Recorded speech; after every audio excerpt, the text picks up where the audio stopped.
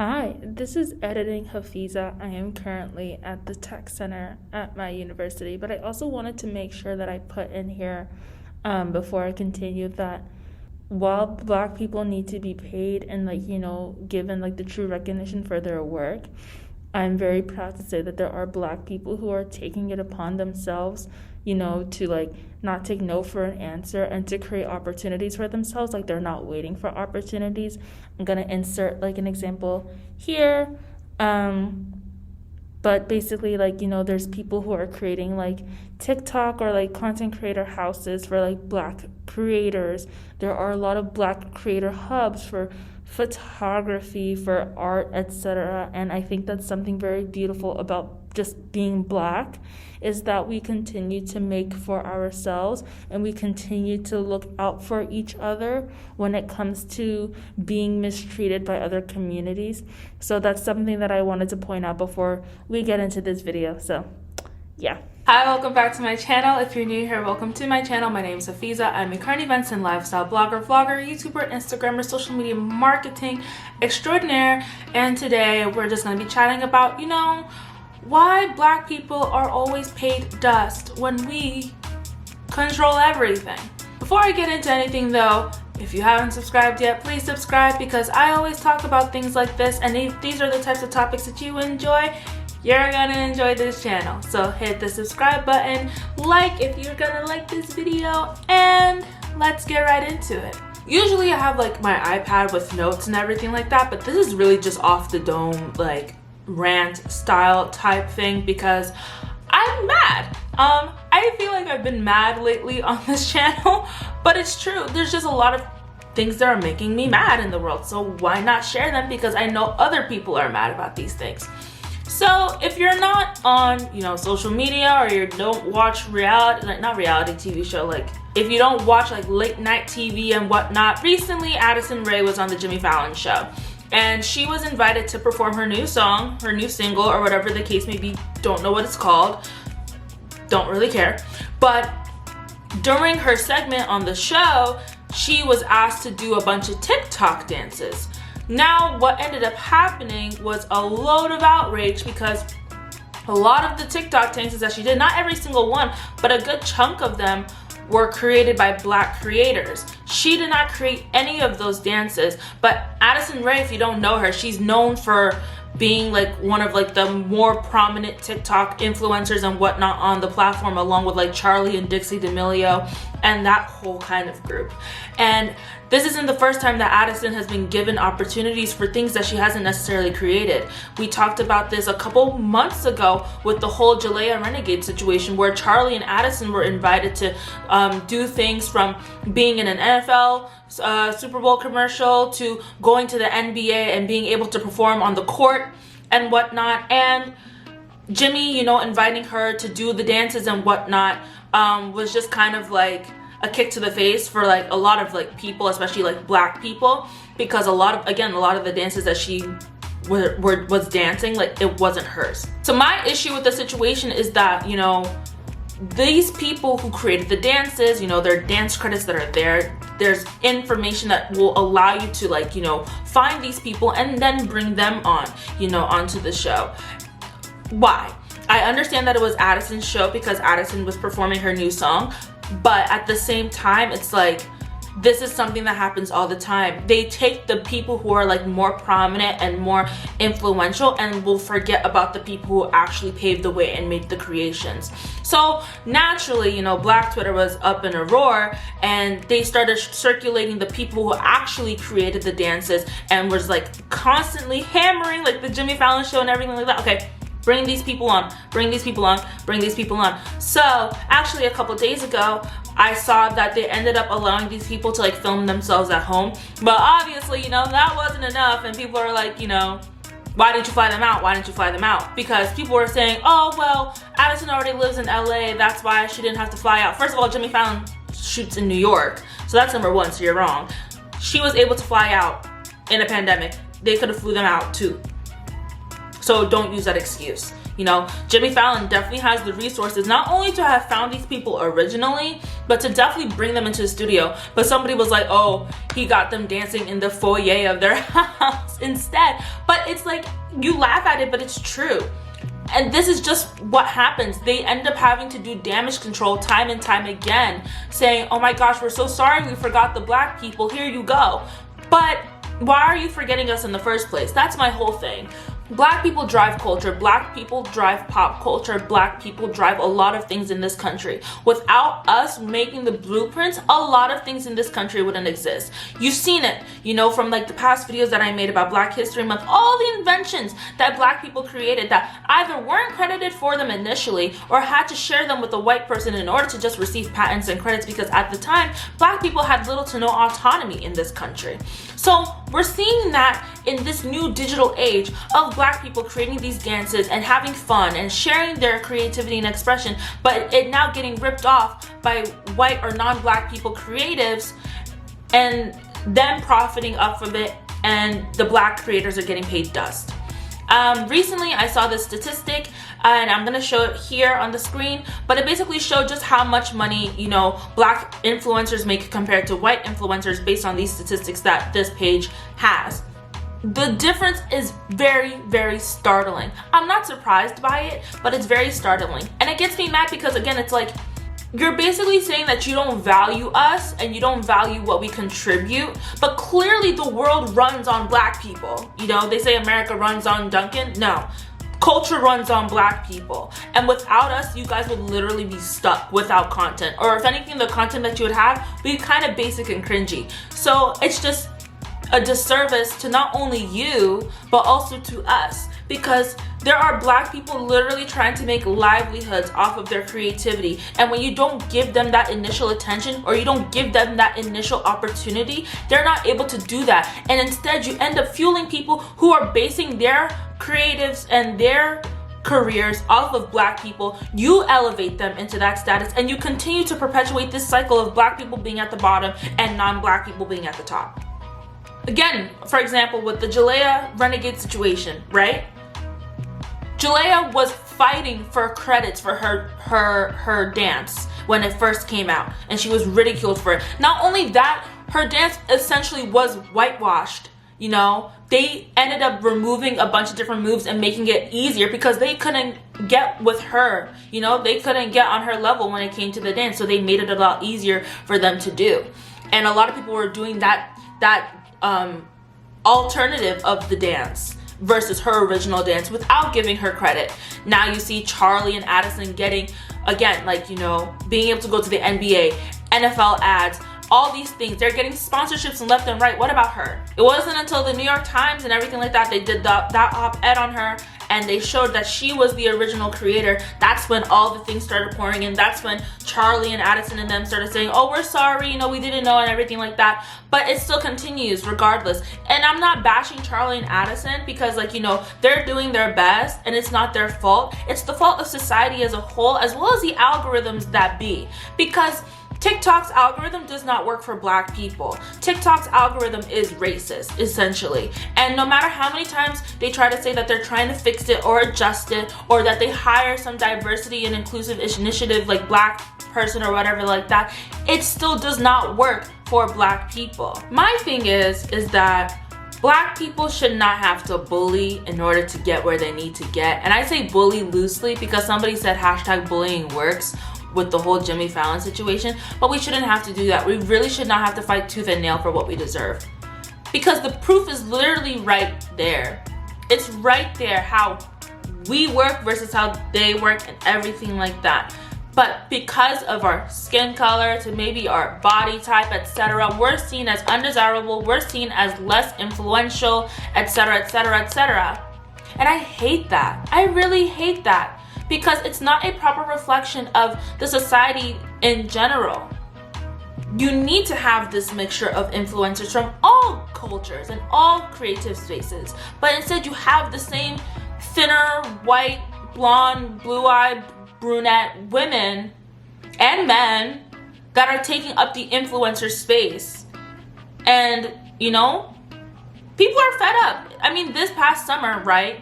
you saw with like the Black Lives Matter and the George Floyd situation, all of a sudden companies were being called out left and right for their racist practices, from lowballing Black creators and not paying them what they're worth, to stealing and ripping off their work and not crediting them, essentially. I know there was this one initiative created by the person who owns Uma Beauty. I believe her name is Shalom, and she created this initiative called what's it called? Pull Up or Shut Up. And it's basically calling out brands to provide the demographics of their brand, like their executive leadership and like the leadership as a whole. So many brands were extremely white.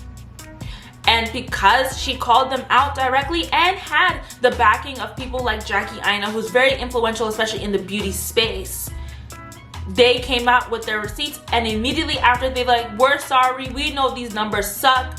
This is what we're trying to do in order to fix it. I liked that because it really put them on the spot, and they had to deal with a public reckoning. And they know how the public is, they know how virality works. And if it goes viral that they are not inclusive in their internal teams, it's not going to bode fairly for them. So people stepped up, but I feel like that momentum is just dead now.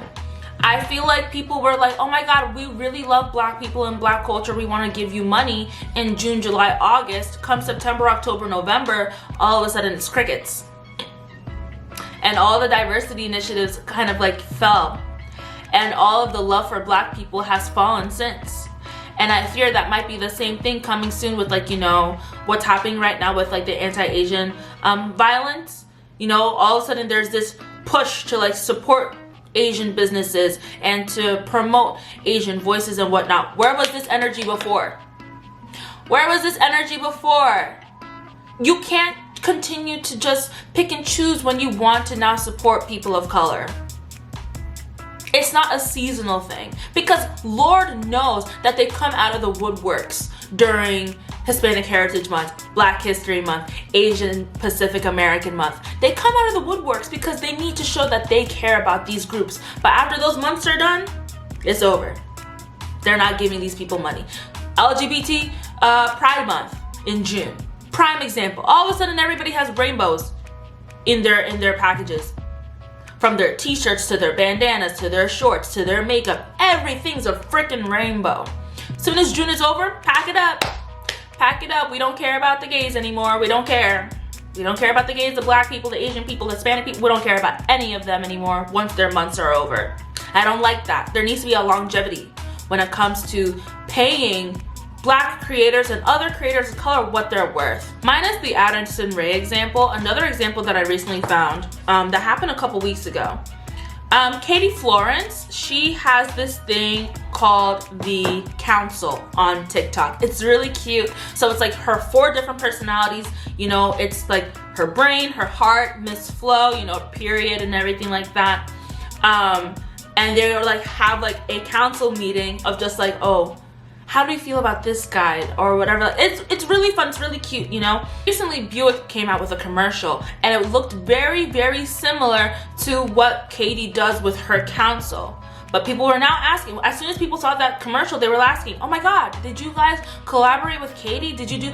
The fact that even the model that they chose to be in the Buick commercial looked very similar to Katie just shows that they ripped off their concept from her work. They didn't give her any kind of credit. They didn't compensate her for it. They didn't reach out for her to do it because she should have done it. They should have been like, hey Katie, we like what you do with the council. Let's put you in our Buick commercial. Give you a nice Buick, you know, or give you a discount on a Buick, put you on the screen. Because that will maybe help her propel in her career of, you know, being an influencer and whatnot, if that's what she wants to do. But no, they're not going to give them, they're going to take people that they already have in mind and put them in. That's the same thing with the Jimmy Fallon situation. That's the same thing with so many different situations. They won't go to the source. They'll go to whoever they see as most profitable, influential, etc. But that's not okay, because then who are you really trying to influence then? Are you really trying to have a wide net and get as many different types of people? Or are you trying to like influence a specific group of people. Because if you are, then just say that with your chest, you know? Don't pretend like you care about everybody when you only care about a specific type of demographic. Don't play in our faces like that, because we're not stupid. I know for me, one of the reasons why I started this channel was because I felt as if I didn't see enough of myself in the YouTube scene, like in the mainstream YouTube scene, or even in this scene of, like, you know, commentary and whatnot. I mean, granted, we have amazing people like Nathan Zed and Amanda, aka Amandab, you know, amazing commentary creators, amazing creators. We have Jackie Aina, Nima Tank, Shak Batal, you know, so many different creators like that. But I didn't see enough of Black women and like Black people in like the lifestyle space. The only person that I was really watching most of the time was like Kiana Naomi, because she's the one who looks the most like me. The other ones were pretty much like light-skinned girls, which is, again, nothing wrong with that, but I wanted to see someone who looked like me. And we're seeing a rise of it, but these people are not given what they're deserved either. You know, their followers are significantly less compared to their white and non-Black counterparts, despite the fact that they're making the exact same content and their quality of content is pretty much in the same realm. Why is it that Jackie Aina has like only 3 million followers, but other people have 10 to 15 to 20 million followers, like subscribers on YouTube, when she's doing the exact same thing and more at that, creating amazing quality content? The algorithms don't work for us, and it's not worked for me really, because I know, I was talking to my boyfriend the other day, I was like, if I had like a different face but I was still making the same talking points that I'm making, I know I'd probably be propelled further, because I would be seen as more not desirable, but like more in tune with what the looks are for like the algorithms that be. I remember reading that this company, this lingerie company, Adore Me, was talking about how many of their videos on TikTok have been taken down, and most of those videos featured women of color, plus size women, like fat women, maybe some disabled individuals, etc., wearing like their lingerie and everything like that. They were trying to be as inclusive as possible, and their inclusivity was knocked down by TikTok, either for like sexual nudity or whatever guidelines. Some of the guidelines weren't even, you know, specified when they took down those videos. And it turns out that TikTok has specific guidelines for what they deem acceptable and nice and pretty enough to share versus others, because there's people who are, you know, thin white bodies wearing the same things that those bodies are wearing, but their videos aren't being taken down for sexual or nudity or whatever the case may be. That's what I'm talking about. You deny opportunities from people who don't fit the societal standards of beauty and what is influential. And that perpetuates a cycle, again, of those people being at the bottom and the same white elite being at the top. So don't talk about that you want to change a shift, you want to see a shift in it, and that you want to promote diversity and whatnot, when you're not fixing the internal structures that are causing this inequality. That's pretty much all I have to say on this topic, to be honest. Again, this is not any hate towards Addison or Charlie or any of those other TikTokers, because it's not their fault that they're considered desirable when it comes to the algorithms in society. It's not their fault. They were born the way that they are. I don't blame them. I don't blame them. I blame the structures. I blame the system. You know, I blame those algorithms. I blame those teams that lack diversity internally. I blame all of those people. I'm not blaming those creators. But this is something that needs to be discussed. This is something that needs to be brought to light. And I want Black people to get more opportunities. I want Black people to be at the forefront. I want other people of color to be at the forefront as well, because we deserve it. We're so talented and so multifaceted in so many different ways. You see Issa Rae right now, she's creating a media empire, and y'all don't even know it. Come 2 years time, Issa Rae is gonna be running stuff in Hollywood. Like, she already is, but way more than she is right now. And I'm excited for her. That's what we need more of. We need more Black people in the influencer space. We need more Black people in the head of social media and marketing and public relations, TV, media, film, Hollywood, everything. That's what we need. You can't continue to just put in one token Black person and say, oh, we're diverse now, but not even pay them what they're worth either. You know, we saw it with, what's it called? The Bon Appetit Test Kitchen. that their people of color were not paid for their video appearances when they did the test kitchen stuff. They were not paid. And those creators were also paid dust by Bon Appetit. Condé Nast, who owns Teen Vogue, all of those places, has been coming under fire for years now for their pay disparity when it comes to their people of color workers compared to their white workers. And I love to see it. I love to see everything come and burn up because it's not fair. We're doing the same work, if not more work than our white counterparts, and not being paid the same, or not being paid more if we need to be paid more. That's not cool. And a reckoning is coming, and I can't wait to see it because we're tired and we're not going to be accepting less anymore. We're going to be demanding our worth, and if you can't step up to the plate and give us what we're worth, then we're going to walk. Period. So yeah, that's all that I have to say. I'm gonna leave some links down below to some of the instances that I was talking about if you want to read up more on them. I think it's very interesting to just see those types of things. I'm also gonna leave some pages that are currently calling out companies and whatnot for their lack of pay disparity, as well as ways that you can learn if you want to get into the influencer space, how to ask for your worth and to not downplay what you are worth. And if anybody comes to you lowballing you and giving you very, very low options, walk away. It's not worth it because there are better opportunities out there for you that are deserving of your talents. Anyways, please like, comment, subscribe. Let me know what you think about this video, and I'll see you very soon. Bye-bye.